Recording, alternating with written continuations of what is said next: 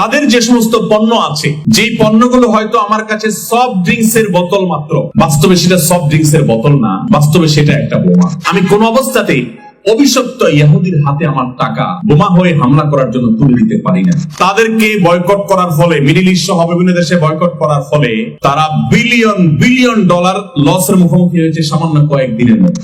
অতএব আমরা যদি সবাই মিলে বর্জন করি, তাহলে সেক্ষেত্রে এদের উপর এটা অনেক বড় প্রেসার হবে, এদের উপর অনেক বড় প্রভাব পড়বে। এরা বার্তা পাবে যে আমরা তাদেরকে আমাদের শক্তি সামর্থ্য অনুযায়ী তাদেরকে আমরা বর্জন করছি, বয়কট করছি। প্রত্যেকটা মানুষ সংকল্প করবেন, 10 জন দোকানদারকে আপনি হাতে পায়ে ধরে চোখের পানি ফেলে তার ভিতরে চেতনা জাগ্রত করে, ইমানি চেতনা, ইমানে অনুপ্রেরণা দিয়ে তাকে আপনি সম্মত করবেন যে আমার দোকানে এদের পণ্য বিক্রি করা হয় না।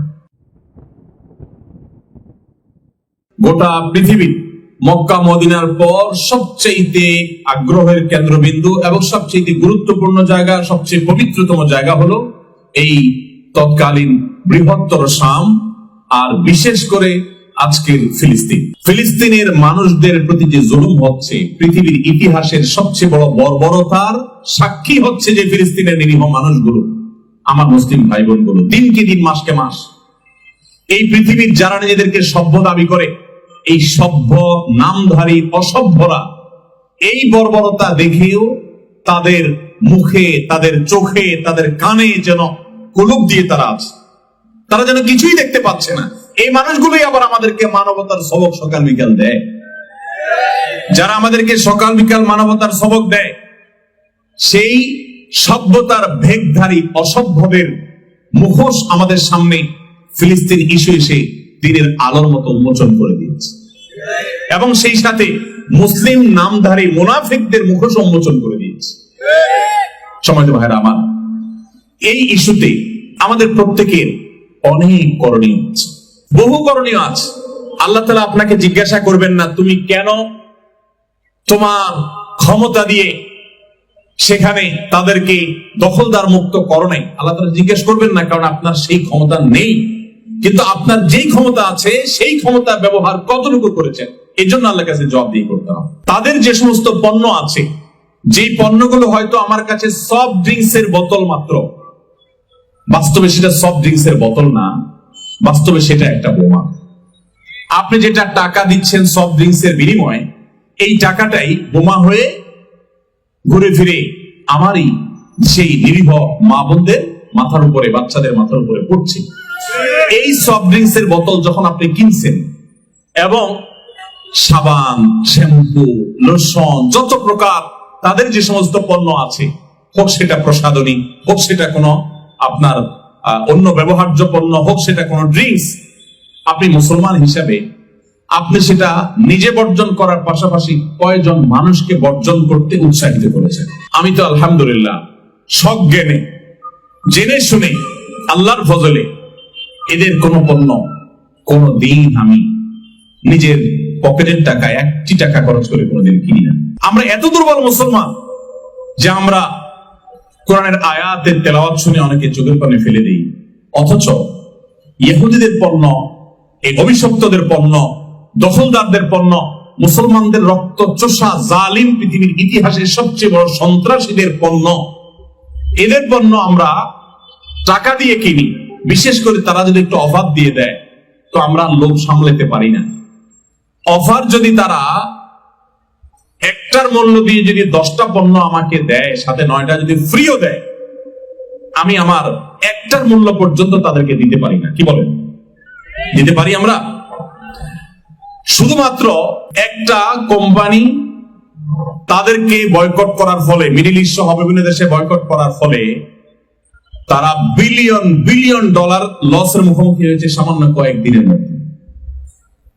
তুরস্ক থেকে আসা আমার 2 বন্ধু, তারা বললেন, কয়েকটা ব্র্যান্ডের নাম নিয়ে বললেন, অমুক অমুক কফি শপ, অমুক অমুক দোকান মাছি মারে গোটা তুরস্কে, কোন মানুষ সেগুলোতে প্রবেশ করে না, এবং কেউ যদি প্রবেশ করে তো আশপাশের সমস্ত মানুষ ঘৃণা ভরে থুতু ফেলে নিচ্ছে। আর আমার দেশে আপনি যদি মুদি দোকানগুলোতে যান, আপনি যদি সুপার মার্কেট গুলো যান, আপনি যদি আমাদের বাসা বাড়িতে যান, এইখানে যারা আছি, আমার তো মনে হয় ম্যাক্সিমাম মানুষের বাসা বাড়িতে এই দখলদারদের পণ্য দিয়ে পরিপূর্ণ। কি দায়িত্ব আপনি পালন করেছেন, কিয়ামতের ময়দানে কি জবাবদিহি করবেন আল্লাহর কাছে। আপনার দেশি সাবান নাই, একটু কম খারাপ, একটু আপনার সেটা কোয়ালিটি একটু কম, সেটার দাম একটু বেশি, সেটা যত যাই হোক না কেন, আমি কোন অবস্থাতেই অভিশপ্ত ইহুদির হাতে আমার টাকা বোমা হয়ে হামলা করার জন্য তুলে দিতে পারি না। এটা কোনোদিনই আমি পারি না, এটা আমার ইমানের দাবি। অতএব আমরা যদি সবাই মিলে বর্জন করি, তাহলে সেক্ষেত্রে এদের উপর এটা অনেক বড় প্রেসার হবে, এদের উপর অনেক বড় প্রভাব পড়বে। এরা বার্তা পাবে যে আমরা তাদেরকে আমাদের শক্তি সামর্থ্য অনুযায়ী তাদেরকে আমরা বর্জন করছি, বয়কট করছি, তাদের বিরুদ্ধে অবস্থান নিয়েছি। অতএব বিশেষ করে একটা টুথপেস্ট আছে, এই যে সামনে ফেব্রুয়ারি মাস আসছে, আপনারা জানেন আমাদের দেশের তরুণ সমাজকে ধ্বংস করবার জন্য কাছে আসার গল্পের নামে ধ্বংসের গল্প রচনা করে। আপনি মুসলমান, আপনার পকেটের টাকা দিয়ে এদের জিনিসগুলো আপনি কিনছেন। আপনার মধ্যে এতটুকু ইমানি আত্মসম্মান নেই, এতটুকু গায়রত নেই, এতটুকু তেজ আর জজবা আপনার মধ্যে নাই যে আমি আমার টাকা দিয়ে এদের জিনিসটা কেনা মানে হলো তাদের সে অসভ্যতা, তাদের সে লাম্পট্য, তাদের সে অপকর্ম, তাদের সে ঘৃণ্য কর্ম, সেটাকে প্রতিষ্ঠা করবার জন্য আপনি সহযোগী হচ্ছেন। কিয়ামতের ময়দানে এর জন্য আপনার আল্লাহর কাঠগড়ার আসামি হয়ে দাঁড়াতে হবে। আপনি নামাজ পড়ছেন, আপনি রোজা রাখছেন, আপনি ওয়াজ মাহফিল শুনছেন, কিন্তু আপনি এই জিনিসগুলো কিনছেন। কয়দিন আপনি কয়টা দোকানে, মুদি দোকানে গিয়েছেন? আমি বহু দোকানে গিয়েছি। অনেক মুদি দোকানি ভাইকে আমি ব্যক্তিগতভাবে বলেছি, ভাই এই পণ্যগুলো না রাখলে আপনার দোকানে কেনা বেচা একটু কম হবে, আমি জানি হয়তো আপনার একটু কিছুটা ব্যবসা মন্দা হবে। আল্লাহর জন্য এটুকু জিনিস ত্যাগ করতে না পারলে কোন মুখে আল্লাহর কাছে জান্নাত দাবি করবেন কিয়ামতের ময়দানে? কি ত্যাগটা করেছেন, কি স্যাক্রিফাইসটা করেছেন, সাহাবীরা কি করেছেন, আল্লাহ প্রিয় বান্দারা কি করেছেন, নবী রাসূলগণ কি করেছেন, আল্লাহর ওলিগণ, নেককারগণ, মুত্তাকিগণ, সালেহিনগণ কি করেছেন। আপনি শুধুমাত্র একটা পেস্ট, এই অভিশপ্তদেরটা না কিনে কোন একটা মুসলমান কোম্পানি কিনলেন, আপনি নিজের দেশেরটা কিনলেন, এইটুকু স্যাক্রিফাইস আপনি করতে পারলেন না। তারা হয়তো অফার দিয়ে আপনাকে লোভে ফেলে দিয়েছে, সেই লোভটা আপনি নিয়ন্ত্রণ করতে পারলেন না। কোন মুখে আল্লাহর কাছে আপনি কিয়ামতের ময়দানে জান্নাতের আশা এবং দাবি করবেন? কোন মুখে বলবেন আল্লাহ আল্লাহুম্মা ইন্নী আসআলুকাল ফিরদাউস? কিভাবে আপনি দাবি করবেন আল্লাহ আমাকে জান্নাত দাও? মামুর ভাই রাফতার, আপনি কি স্যাক্রিফাইসটা করেছেন আল্লাহর জন্য? এদের সমস্ত পণ্য মৃত্যু পর্যন্ত আমরা বয়কট করবো তো ইনশাআল্লাহ। শুধু বয়কট করলে হবে না, আজ এই মাহফিল থেকে সংকল্প করবেন, প্রত্যেকটা মানুষ সংকল্প করবেন, 10 জন দোকানদারকে আপনি হাতে পায়ে ধরে চোখের পানি ফেলে তার ভিতরে চেতনা জাগ্রত করে ইমানি চেতনা, ইমানে অনুপ্রেরণা দিয়ে তাকে আপনি সম্মত করবেন যে আমার দোকানে এদের পণ্য বিক্রি করা হয় না। চেষ্টা করবো তো ইনশাআল্লাহ। আমরা যদি সবাই জাগ্রত হই এবং আমরা যদি সবাইকে জাগ্রত করি, ইনশাআল্লাহ বিইذনিল্লাহ আল্লাহর কাছে অন্তত জবাবদিহি করবার একটা জায়গা তৈরি হবে। কিছুই করলাম না, শুধুমাত্র আমি হাউতাশ করলাম, একটু আফসোস করলাম, একটু হাই হাই করলাম, আর মনে করলাম আমার দায়িত্ব শেষ। মোটেই দায়িত্ব শেষ নয়। সময় তো ভাইরা আমার, ঠিক একই ভাবে আজ এই প্রেরণা আমাদের মধ্যে জাগ্রত আছে, কয়দিন পরে হয়তো থাকবে না। এমনি আমাদের বাঙালির চরিত্রের একটা ত্রুটিপূর্ণ দিক হলো আমরা খুব তাড়াতাড়ি ভুলে যাই। সেটা ভালোটাও তাড়াতাড়ি ভুলে যাই, মন্দটাও তাড়াতাড়ি ভুলে যাই। আমাদের বিভিন্ন ঘর বাড়িতে মসজিদে হারামের ছবি টাঙানো থাকে, মদিনার মসজিদে নববীর ছবি টাঙানো থাকে। আপনি এবার তার পাশাপাশি মসজিদে আকসার একটা ছবিও টাঙিয়ে রাখেন। এই ছবি আপনাকে স্মরণ করাবে ফিলিস্তিনের কথা, এই ছবি আপনাকে স্মরণ করাবে মসজিদে আকসার কথা, এই ছবি আপনাকে স্মরণ করাবে তার প্রতি আপনার দায়িত্বশীলতার কথা। শুধু ছবি নয়, এরকম আরো বিভিন্ন ভাবে আমরা আমাদের এই চেতনাকে জাগ্রত রাখতে পারি। আমরা বিভিন্ন মোড়ে মোড়ে মসজিদে আকসার ছবি, যাতে কারো ডিস্টার্ব না হয়, যথাযথ কর্তৃপক্ষের অনুমতি নিয়ে আমরা সেটি স্থাপন করতে পারি, সেই ছবি রাখতে পারি। বিভিন্ন ভাবে এই চেতনাকে আমাদের মধ্যে আমরা জাগ্রত করতে পারি। সময়টা হাজিরিন, এভাবে বহু পথ আছে।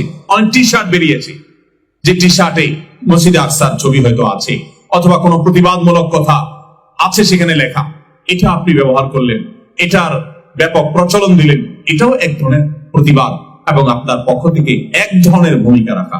এরকম আরো 10, 20, 30টা আইডিয়া হয়তো দেওয়া যাবে।